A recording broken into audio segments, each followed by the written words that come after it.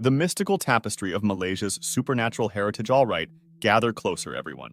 As our virtual fire crackles and the shadows dance around us, let's delve into the enchanting world of Malaysian folklore and the supernatural. Some viewers may come from Malaysia, while others of you may be from the four corners of the globe.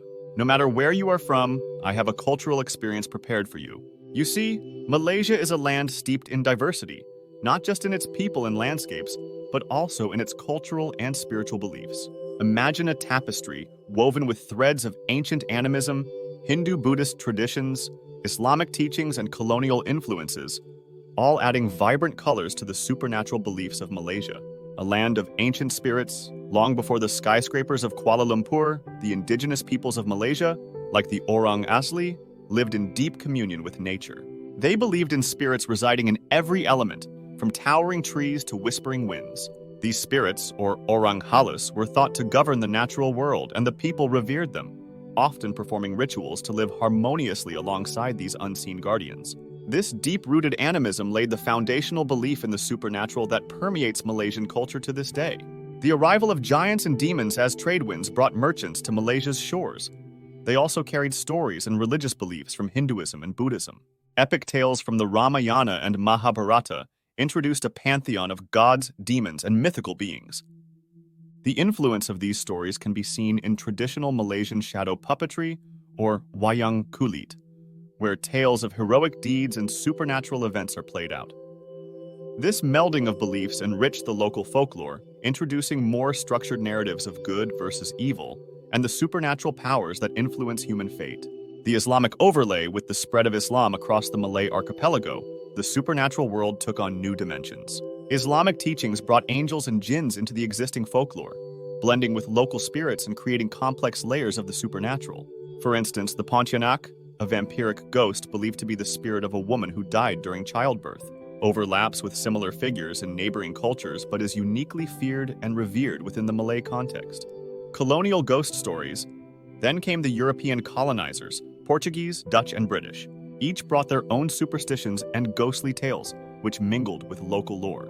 The colonial mansions and hillside retreats became the settings for new ghost stories. Some say the white-clad figures seen wandering these estates are not just local spirits, but also the souls of colonists, forever etched into the landscape.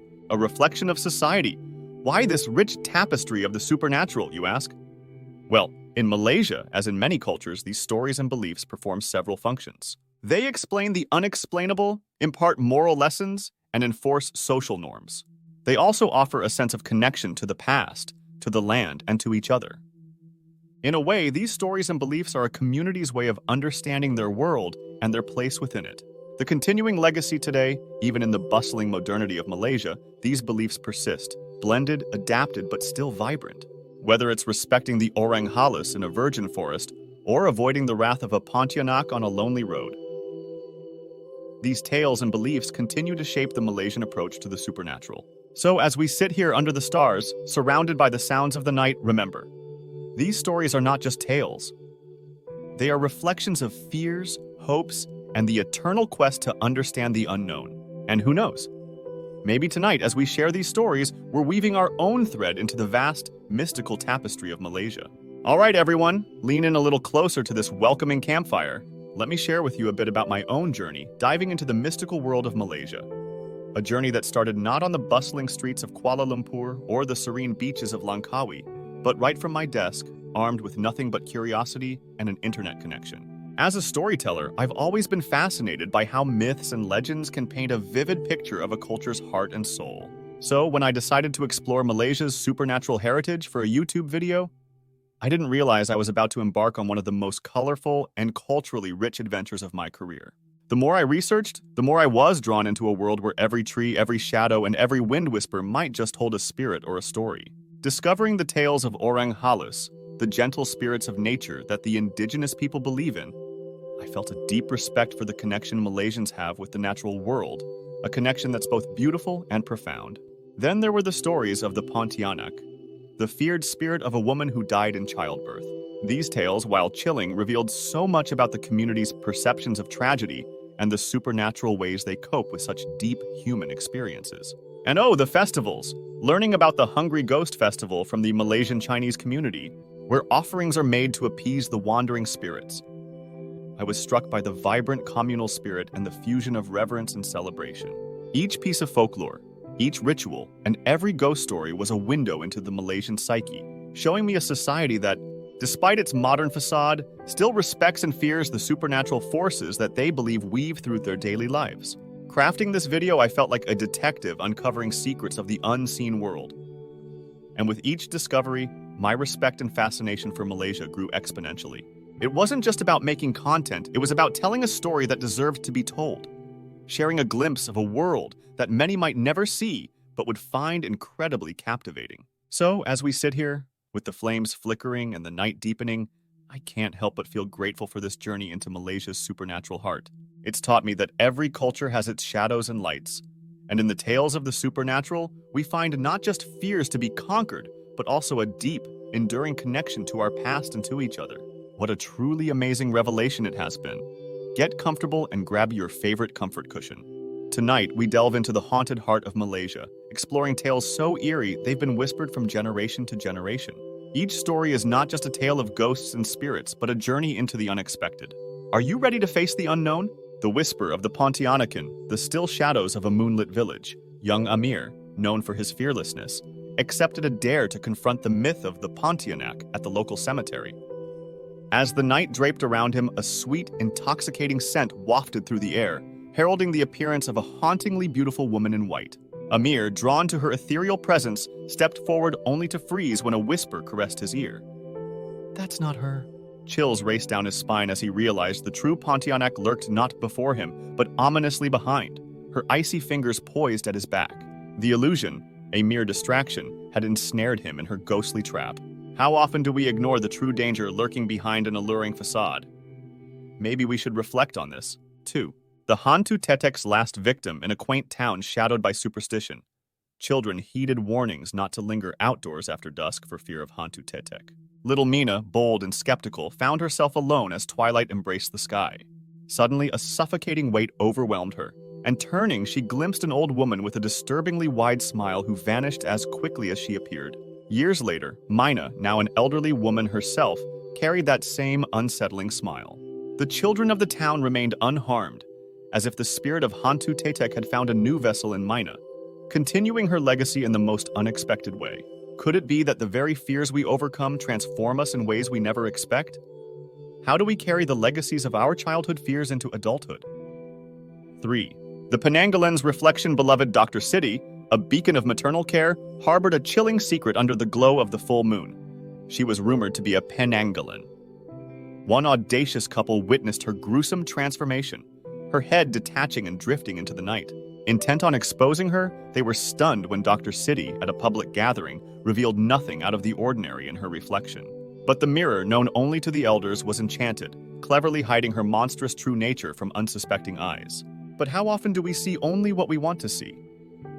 At the town meeting, her reflection showed nothing unusual, thanks to an enchanted mirror. How many times have we trusted a reflection without knowing the whole story?